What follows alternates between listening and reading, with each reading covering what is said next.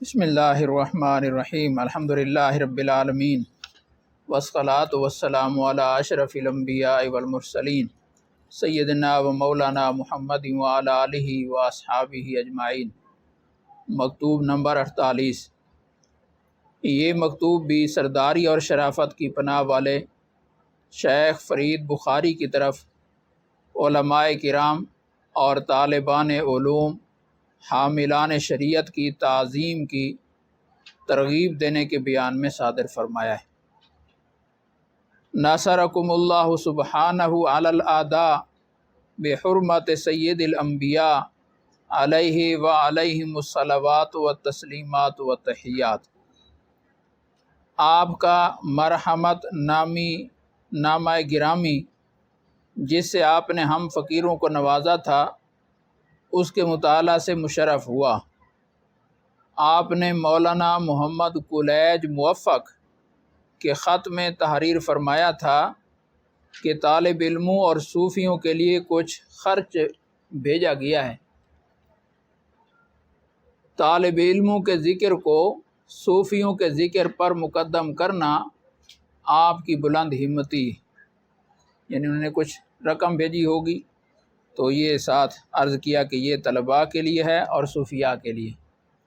تو طلباء کا تذکرہ لفظ پہلے ذکر کیا، تو فرماتے ہیں کہ یہ بہت اچھی علامت، بہت ہی اچھا معلوم ہوا ہے، بڑی خوشی ہوئی کہ آپ نے طالب علموں کا مقام صوفیاء سے اونچا سمجھا ہے۔ الظاہر عنوان الباطن، ظاہر باطن کا عنوان ہوتا ہے کہ مضمون کے مطابق امید ہے کہ آپ کے باطن شریف میں بھی اسی بزرگ جماعت کو صوفیوں پر مقدم کرنا پیدا ہو گیا ہوگا۔ جیسے آپ نے بظاہر طالب علموں کا تذکرہ صوفیاء سے پہلے کیا ہے، تو امید ہے کہ دل میں بھی یہ بات آپ کے بیٹھ گئی ہوگی کہ ان کا مقام صوفیاء سے بلند ہے۔ کل اناء یترشح بما فیہ، ہر برتن سے وہی چیز نکلتی ہے جو اس کے اندر ہوتی ہے۔ اور طالب علموں کے مقدم کرنے میں شریعت کو رواج دینا، اصل بات یہ کہ طالب علم کی عظمت جس کے دل میں ہے وہ اصل میں شریعت کی عظمت اس کے دل میں، کیونکہ شریعت کے اٹھانے اور قائم کرنے والے یہی لوگ ہیں، تو ان سے محبت نہیں ہے، وہ شریعت کی محبت کا اظہار ہے۔ اور حضرت محمد مصطفیٰ علیہ وعلی آلہ الصلوات والتسلیمات کا مذہب اور ملت انہی کے ساتھ قائم ہے۔ کل قیامت کے روز شریعت کی بابت پوچھیں گے، تصوف کے متعلق نہیں پوچھیں گے، تو صوفیاء سے محبت ہے تصوف کی وجہ سے، طلباء سے اور علماء سے محبت ہے شریعت کی وجہ سے، تو ہم سے سوال شریعت کا ہونا، اس لیے شریعت مقدم ہے تصوف پر۔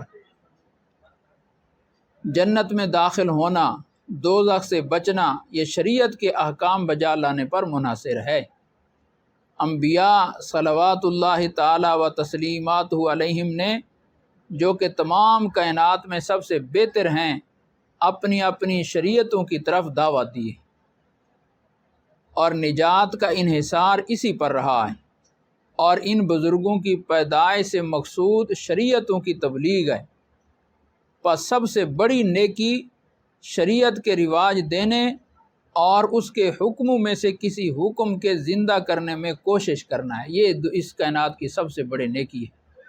کہ شریعت کا حکم رائج ہو جائے اور نافذ ہو جائے، اس پر کوئی بھی میرے کہنے سے عمل کر لے، خصوصاً ایسے زمانے میں جب کہ اسلامی شعائر بالکل مٹ گئے ہوں۔ اللہ تعالیٰ عز و جل کے راستہ میں کروڑوں روپیہ خرچ کرنا بھی شرعی مسائل میں سے کسی ایک مسئلہ کو رواج دینے کے برابر نہیں، کیونکہ اس فعل یعنی شرعی مسائل کی ترویج میں انبیاء کرام علیہم الصلوات والسلام کی اقتداء ہے،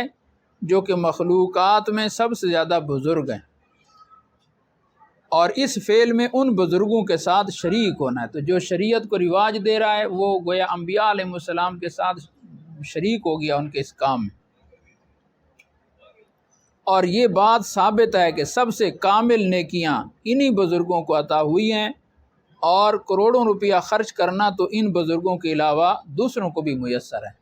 پیسے تو ہر بندہ خرچ کر رہا ہے، لیکن شریعت کو ترویج دینا یہ انبیاء کا خاصہ ہے، اس لیے علماء انبیاء کے ساتھ اس کام میں شریک ہیں۔ اور ایک دلیل یہ بھی ہے کہ احکام شریعت کے بجا لانے میں نفس کی پوری مخالفت ہوتی ہے۔ جب آدمی خود شریعت پر عمل کرتا ہے یا آگے اس کو رواج دیتا ہے تو نفس کی مخالفت کا سامنا کرنا پڑتا ہے، کیونکہ شریعت نفس کے مخالف وارد ہوئی ہے۔ اور اموال کے خرچ کرنے میں تو کبھی نفس بھی موافقت کر لیتا ہے، نفس کو بھی حظ آتا ہے، لذت محسوس ہوتی ہے کہ مجھے لوگ سخی کہیں گے۔ ہاں البتہ اموال کا خرچ کرنا اگر شریعت کی تائید اور مذہب کی ترویج کے لیے ہو تو اس کا بہت بڑا درجہ ہے، یہ بھی پھر شریعت کے رواج دینے میں حصے دار بننا ہے۔ اور اس نیت کے ساتھ ایک جیتل یعنی دام کا خرچ کرنا کسی اور نیت سے کئی لاکھ روپیہ خرچ کرنے کے برابر ہے۔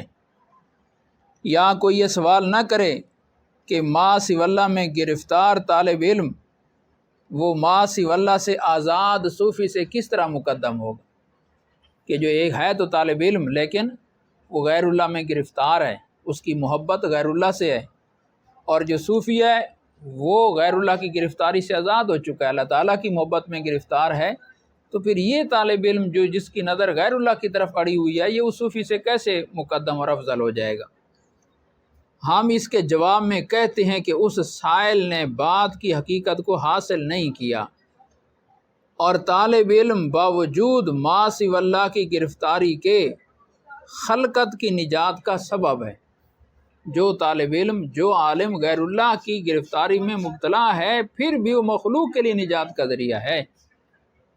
کیونکہ احکام شرعی کی تبلیغ اس کو حاصل ہے اگرچہ وہ خود اس سے نفع حاصل نہیں کرتا۔ اور صوفی نے ما سوی اللہ سے آزادی کے باوجود اپنے نفس کو خلاص کر لیا ہے، اس لیے خلقت سے اس کا کوئی تعلق نہیں رہا، وہ ایک تنہائی گوشہ نشین ہو گیا ہے۔ اور یہ بات ثابت ہے کہ جس شخص کے ساتھ بکثرت لوگوں کی نجات وابستہ ہو وہ اس شخص سے بہتر ہے جو صرف اپنی نجات کے درپے ہو۔ جو دوسروں کی نجات کی فکر کر رہا ہے وہ صاحب ارشاد ہے اور اس سے ہدایت وابستہ ہے اور اس کا مقام بہت اونچا ہے۔ ہاں البتہ جس صوفی کو فنا اور بقا اور سیر عن اللہ اور سیر باللہ کے بعد مخلوق کی طرف لوٹا دیا گیا ہو اور خلقت کی دعوت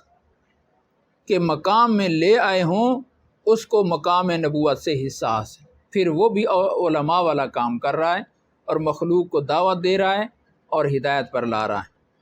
اور شریعت کی تبلیغ کرنے والوں میں داخل ہے،